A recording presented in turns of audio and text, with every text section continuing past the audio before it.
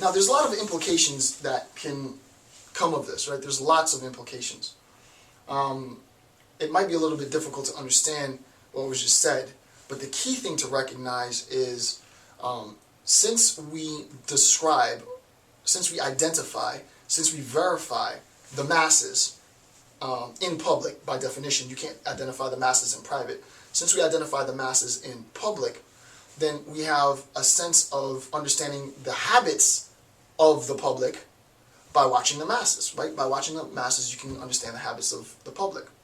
Well, in understanding the habits of the public, you then have a realization that there is power within the masses, right? 95% of the population comprises the masses, right? There's power in the population. And the question then becomes, well, what is that power, right? And Gasset doesn't initially address that in The Revolt of the Masses. But that's a question that I'm going to pose to you, and I'm not going to initially answer the question. I want you to take a few seconds to think about what is the power of the public, right? What is it that the masses have that is of any value? And that becomes an interesting question. So what is it that the masses have that's of value?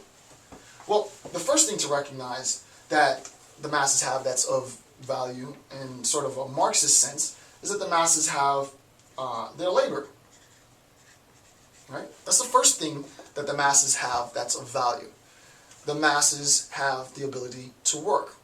And I've done lectures on neoliberal economics, and I've done a description and discussion on how labor is exchanged for money, money is exchanged for goods and services, therefore labor is exchanged for goods and services. And this is in the discussion on neoliberal economics. Well, since we understand that one thing that is inherently valuable within the masses is the fact that they can work, the question, they can labor, the question is there anything else that we can see?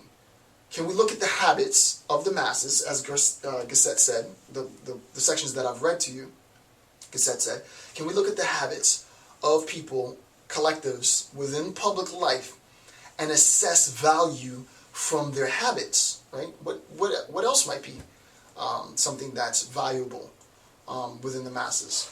Well, the second thing, and he said this himself, is that the second value that the masses have is they have the value of number, right? They have the value of number, which is sort of this conception of the majority,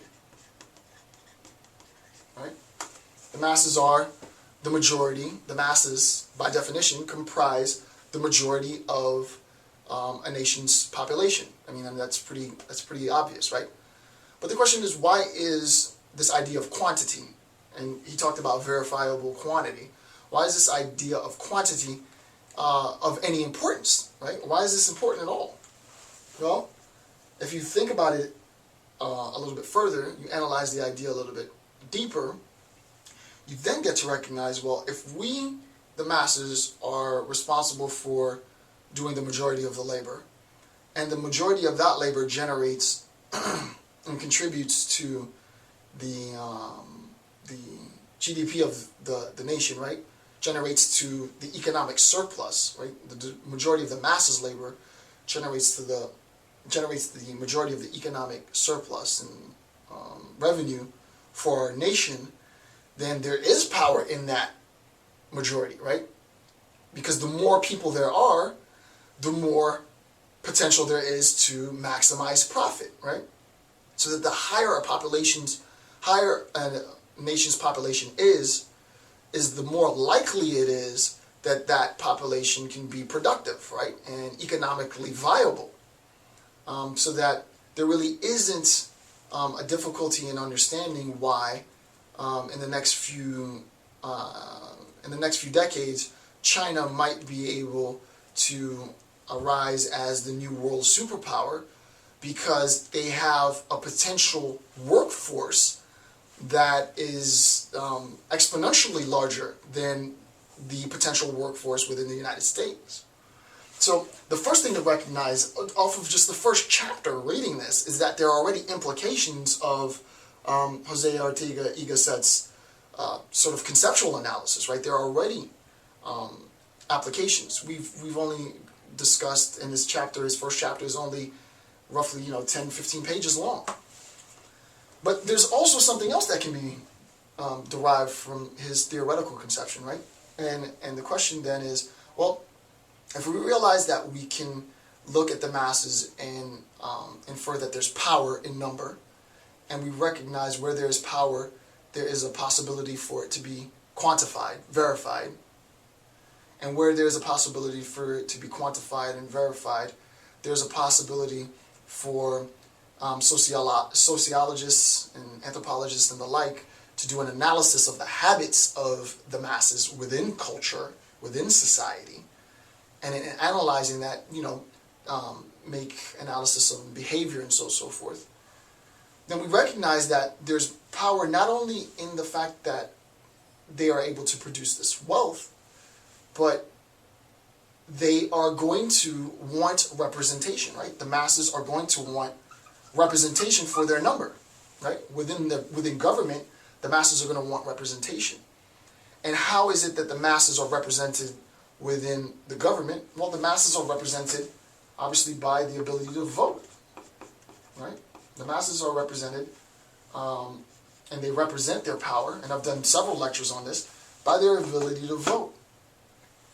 The fact is that if we're talking about the upper class, quote unquote, if we're talking about the middle class, or if we're talking about the lower class, a person of the lowest rung of American sort of classism, right? American class hierarchy, individual who is on welfare, who hasn't really generated any income, who doesn't pay their taxes, but is not a felon and hasn't really committed any infractions against the country, has an equal say in representation, has an equal vote in institutional representation that an individual who makes $1 billion, right?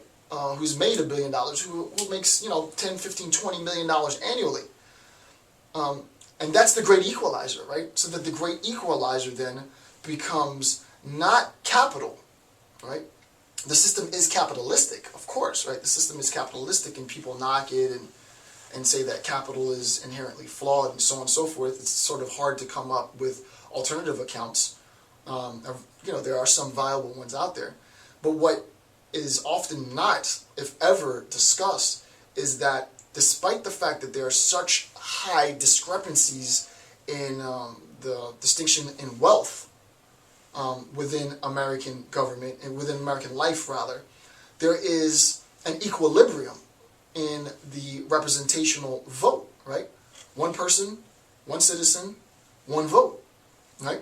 Because you have a higher percentage of the population, 95% of the population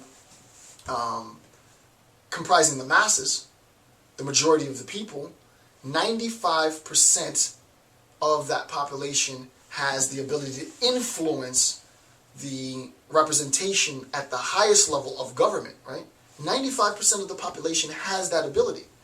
4 to 5% of the population has, the poorest of the society, obviously has a more difficult time to have representation at the government, right? That's why people would argue it's difficult for those of the lowest rungs of class to have representation at the highest level of government, because the collective of that mass, as far as the number, the actual number, like, and as a matter of fact, it's like census time now, that number doesn't have as much representational vote as the 95%.